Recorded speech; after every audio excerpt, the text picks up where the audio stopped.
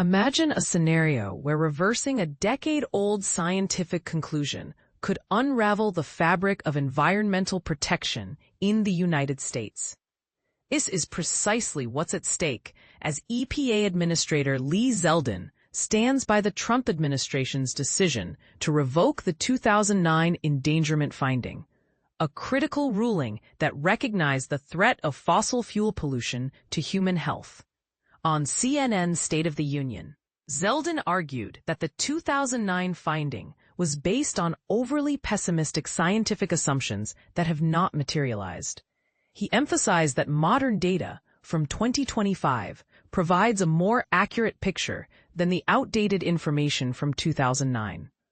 We can rely on 2025 facts as opposed to 2009 bad assumptions, Zeldin stated, suggesting that the earlier scientific predictions were overly dire. The 2009 endangerment finding, a cornerstone of the EPA's regulatory framework, established that human-induced climate change poses a significant risk to public health and safety. This finding has underpinned numerous regulations aimed at curbing climate pollution and protecting the environment. If the administration succeeds in repealing this finding, it could severely limit the federal government's ability to control the nation's greenhouse gas emissions and address climate change. The administration's proposal argues that while atmospheric greenhouse gas concentrations continue to rise, this increase is largely due to emissions from other countries, not the United States. It also claims that the adverse impacts on public health and welfare in the U.S. have not been as severe as the EPA predicted in 2009. However, this stance is highly contentious, especially given that the U.S. remains the world's second-largest emitter of greenhouse gases and has historically been the largest contributor to global climate pollution. Since 2009, numerous scientific studies have reinforced the link between climate pollution and its detrimental effects on human health, including direct fatalities.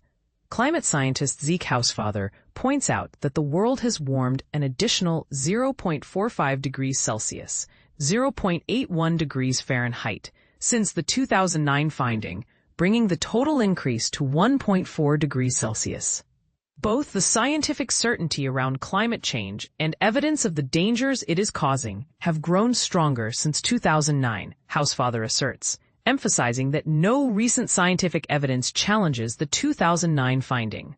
When pressed on his stance regarding the scientific consensus on climate change, Zeldin deflected, suggesting that characterizing him as skeptical of the consensus is a misinterpretation. The EPA is currently in a public comment period for its proposal to repeal all greenhouse gas emissions. Zeldin reiterated that the EPA must adhere to the law, as interpreted by the Supreme Court, and cannot overstep its authority by creating regulations where the law is silent.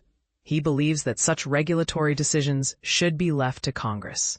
The Supreme Court has made it very clear that I have to follow the plain language of the law, and I can't get creative, Zeldin explained.